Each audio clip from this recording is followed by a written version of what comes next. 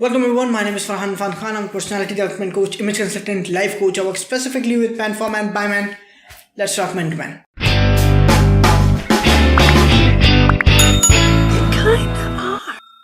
तो आज का जो टॉपिक है वो बड़ा ही सिंपल है, बड़ा ही ईजी है, बड़ा ही इंपॉर्टेंट है. बेसिक चीज़ें हैं बट इंपॉर्टेंट है. इमेजिन करो, इमेजिन क्या करना, हम लड़के हैं, हम सब इमेजिन करते हैं, सभी इमेजिन करते हैं ये बात कि कभी ना कभी मेरी लाइफ में ऐसा वक्त आएगा, कभी ना कभी मेरी लाइफ में भी ऐसा मोमेंट आएगा जब एक बड़ी ही हॉट सी, बड़ी ही सेक्सी सी लड़की जो है वो मेरे पास आएगी, मुझे वॉल पे पुश करेगी और विल ट्राई एंड किस मी आउट ऑफ नोवेयर. ऐसी मेरी इमेजिनेशन है. आई एम श्योर कि हम सब की है, क्योंकि हमने मूवीज़ देखी हैं, हमने सीरियल्स देखे हैं. इट्स फाइन, इमेजिनेशन में कोई प्रॉब्लम नहीं है. इंपॉर्टेंट चीज़ ये है कि let's just for the sake of argument मान लेते हैं कि ऐसा हो सकता है, जो कि ऐसा हो सकता है, ट्रस्ट में. तो रियलिटी में भी ऐसा होता है, सबके साथ नहीं होता बट होता है, ट्रस्ट में. तो कहानी ये है कि भाई एक लड़की आई जो बड़ी ही हॉट सी, सेक्सी सी, अडोरेबल सी है, वो आपको किस करना चाहती है. बट कैच ये है कि वो इतनी पास आके और अपना माइंड चेंज कर देती है. पता है क्यों? क्योंकि तुम महागंदे हो यार, तुम ब्रश नहीं करते हो. ब्रश किया करो यार, ओरल हाइजीन पे ध्यान दिया करो. तो आज का टॉपिक यही है कि मैं आपको ओरल हाइजीन के बारे में बताने वाला हूँ.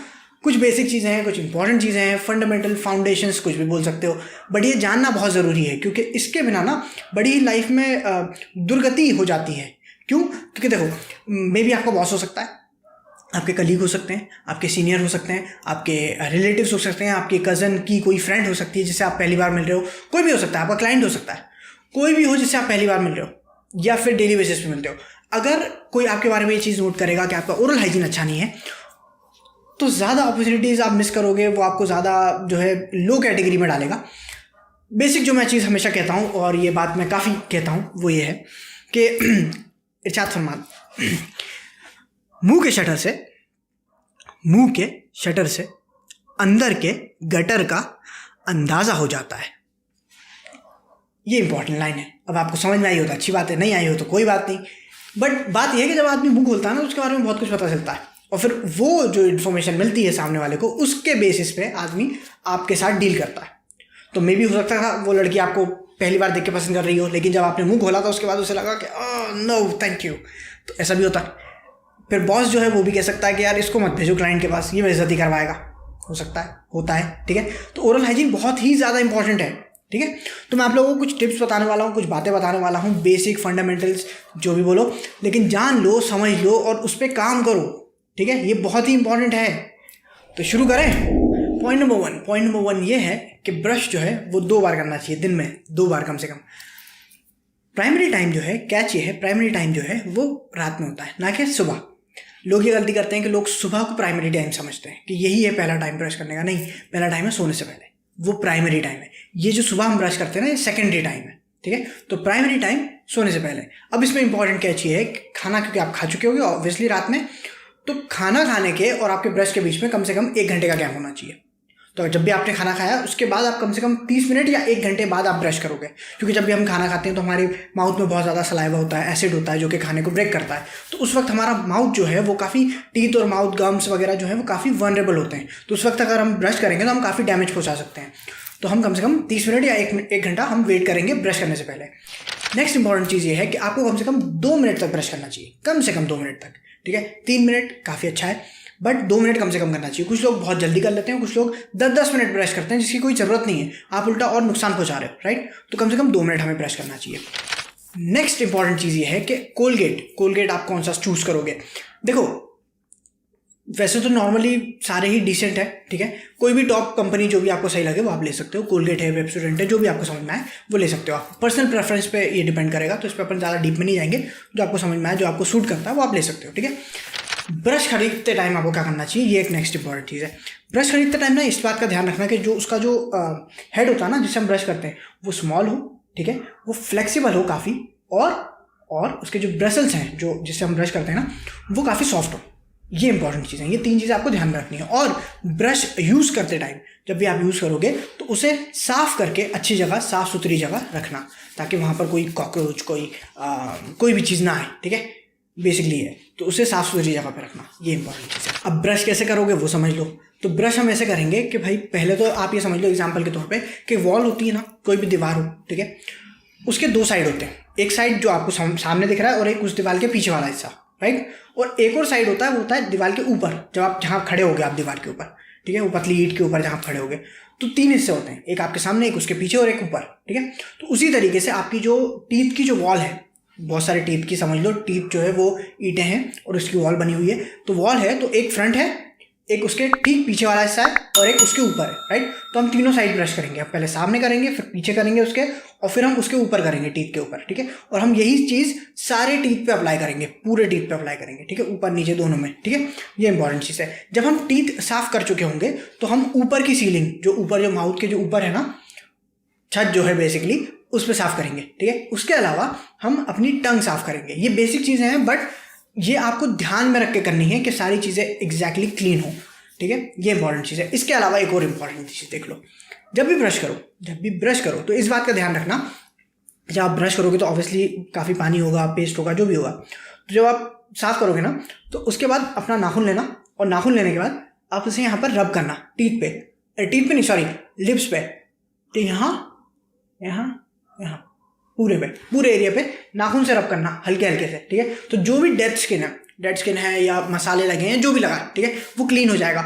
मैंने यूनिवर्सिटी के ऐसे स्टूडेंट्स देखे हैं, यूनिवर्सिटी पास, मतलब ग्रेजुएट बंदे जो जॉब कर रहे हैं, मैंने वो देखे जो सीनियर पोजीशन पे, इतना गंदा मुंह होता है ना उनका, जब वो बात करते हैं ना, तो पूरे मुंह पे कुछ ना कुछ लगा होता है, पूरे होंठ पे जो है कुछ ना कुछ चिपचिपा रहा होता है, मुंह में इतना सलाया हुआ होता है कि बहुत ही गंदा लगता है वो, ठीक है।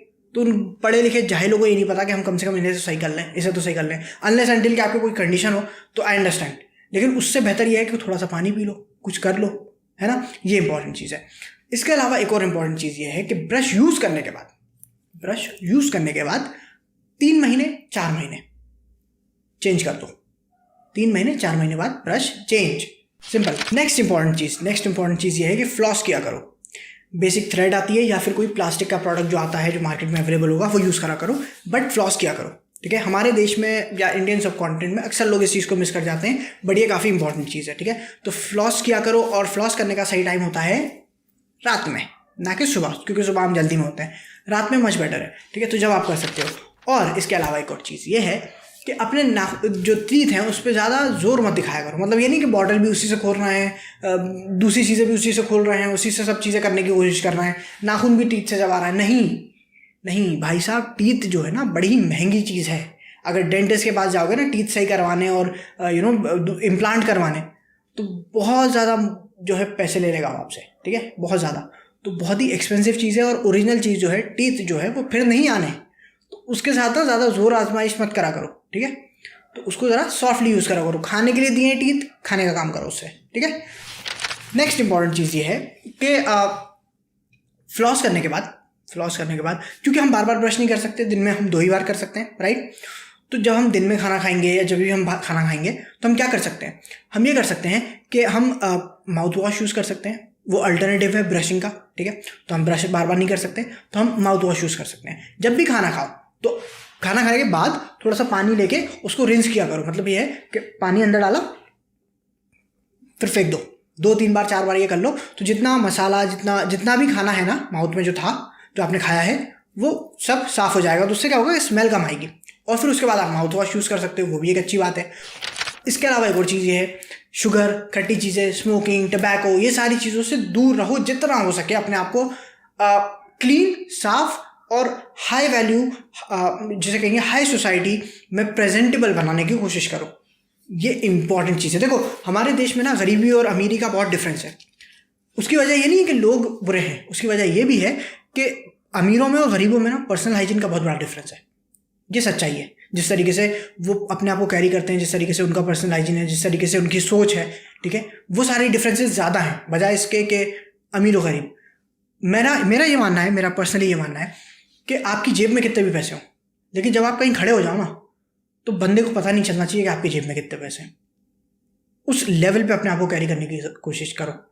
ज़रूरी नहीं है कि आप ब्रांडेड कपड़े पहनो, सड़क से लेके पहनो, लेकिन ऐसे हों जो आपको फिट हो, ऐसे हों जो डिसेंट हो, ऐसे हों जो थोड़े से फॉर्मल टाइप के हों, लगे कि हाँ बंदा जो है वो हाई फाई है।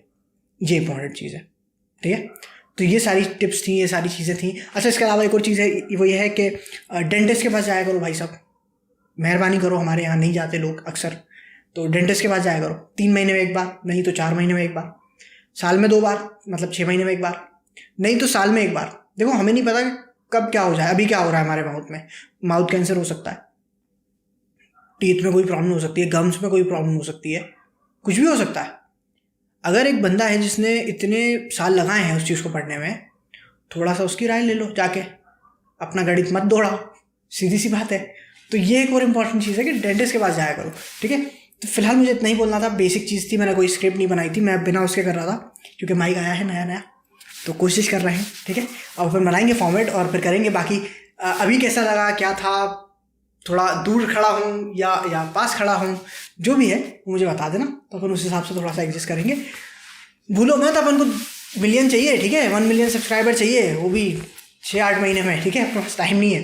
तो जो भी हो बता दिया करो ताकि फिर अपन समझे उस चीज़ को, ठीक है। फिलहाल के लिए इतना ही, बाय बाय।